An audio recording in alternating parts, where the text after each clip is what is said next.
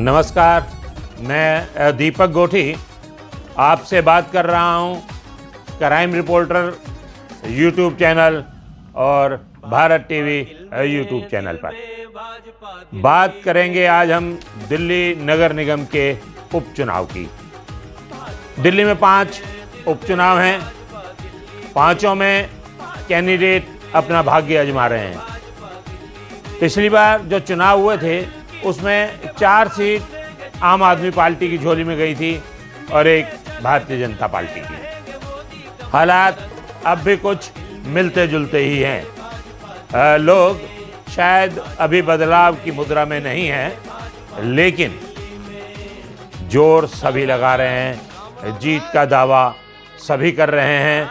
और इसके साथ साथ आज हम एनालिसिस करेंगे कि जो ये चुनाव पार्टी जीतेगी वही आने वाले निगम के चुनाव में दिल्ली का सिकंदर होगा। एक रूप और रेखा दोनों तय होंगे कि कौन किस दल से दिल्ली पर शासन करेगा। क्या इसी तरह लड़ते झगड़ते आने वाले 5 साल भी बीतेंगे या कहीं किसी राजनीतिक दल को बहुमत मिलेगा, ऊपर और नीचे एक ही पार्टी होगी, जैसा कि भारतीय जनता पार्टी कहती है कि डबल इंजन की सरकार। तो क्या दिल्ली में डबल इंजन की सरकार बनेगी? आपकी झोली में 5 सीट जाएंगी या इसी तरह आगे पीछे हारते जीतते हम चलेंगे? तो सबसे पहले हम बात कर रहे हैं त्रिलोकपुरी सीट की। त्रिलोकपुरी सीट रिजर्व सीट है, एससी सीट है। इस बार वहां भारतीय जनता पार्टी ने ओम प्रकाश, कांग्रेस ने बालकिशन और आप ने विजय कुमार को टिकट दी है। तीनों लोकल वहां लड़ रहे हैं, अपना वर्चस्व स्थापित करने के लिए अपनी अपनी बात रख रहे हैं। लेकिन वहां पिछली बार रोहित कुमार जीते थे। रोहित कुमार को 9,499 वोट मिले थे और वो आम आदमी पार्टी के उम्मीदवार थे। इस बार आम आदमी पार्टी ने विजय कुमार पर अपना दांव खेला है। देखते हैं जनता इज्जत या जिल्लत वह क्या देती है। कहते हैं गायब का ताल्लुक अल्लाह के साथ है। किसको क्या मिलेगा ये 28 फरवरी के चुनाव के बाद ही सामने आएगा। पिछली बार आम आदमी पार्टी के रोहित कुमार ने कांग्रेस के ओम प्रकाश और बीजेपी के कैंडिडेट जो थे उन्हें हराया था राजेश कुमार को। राजेश कुमार को 6,450 और कांग्रेस को 4,510 वोट मिले थे। तो इस तरह त्रिलोकपुरी के बाद अब हम बात करते हैं कल्याणपुरी की। कल्याणपुरी भी रिजर्व सीट है और इस रिजर्व सीट में भी पिछली बार आम आदमी पार्टी के उम्मीदवार कुलदीप कुमार जीते थे। कुलदीप कुमार को 8,260 वोट मिली थी और यहीं बीएसपी के कैंडिडेट को मात्र 2,560 वोट मिली थी। कांग्रेस के धर्मपाल थे, उन्हें 5,355 वोट मिली थी और वहीं बीजेपी के 7,386 वोट लेने में कामयाब हुए थे और उनका नाम मनोज कुमार था। इस बार बीजेपी ने सियाराम को वो अपना कैंडिडेट घोषित किया है। कांग्रेस के धर्मपाल हैं और आपके धर्मेंद्र कुमार हैं। पिछली बार कुलदीप कुमार थे, इस बार धर्मेंद्र कुमार हैं। वहां भी बदल गए हैं। देखते हैं कि कौन अपनी बात समझाने में कामयाब होता है। बात बताना और समझाना, कैंडिडेट की बात। देखिए, हर कैंडिडेट जीतने के लिए चुनाव लड़ता है, अपनी बात करता है और उसके साथ साथ उसका ये दावा रहता है कि मैं कामयाब हूँगा।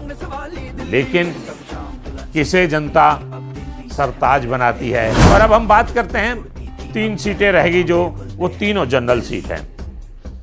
तो सबसे पहले हम बात करते हैं शालीमार बाग की। शालीमार बाग में बीजेपी ने सुरभि जाजू, कांग्रेस ने ममता और आप ने सुनीता मिश्रा, इन उम्मीदवारों को वहां जंगे मैदान में भेजा है। तीनों महिलाएं।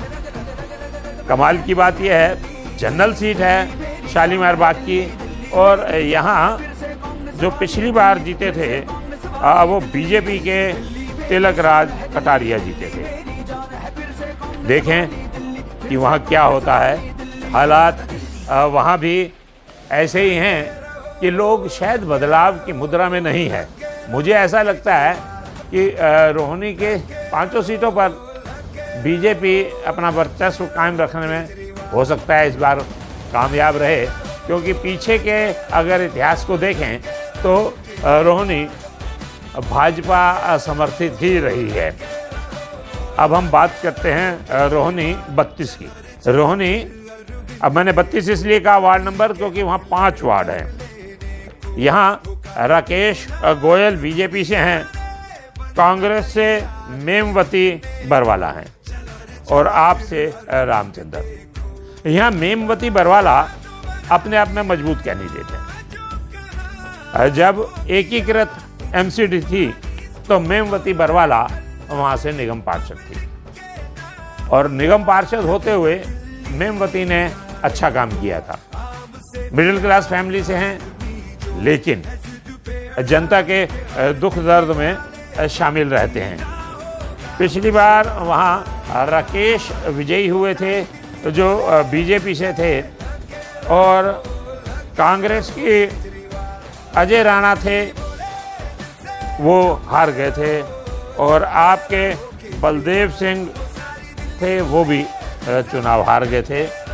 तो इस तरह रोहिणी जो है वो अपना वर्चस्व कायम रखने में कामयाब होती है या सीट किसकी झोले में जाती है, ये आने वाला समय बताएगा। तो यहाँ मैं आपको एक बार दिल्ली नगर निगम के तीनों नगर निगम की स्थिति भी बताना चाहूँगा। नॉर्थ दिल्ली में भारतीय जनता पार्टी के केवल 21, आम आदमी पार्टी के 21, कांग्रेस के 16 और अन्य 3 हैं। साउथ दिल्ली में भारतीय जनता पार्टी के 70, आम आदमी पार्टी के 16, कांग्रेस के 12 और 6 अदर हैं। ईस्ट दिल्ली में भारतीय जनता पार्टी के 47, आम आदमी पार्टी के 12 और कांग्रेस के मात्र 3 सदस्य हैं। 64 में से सिर्फ 3।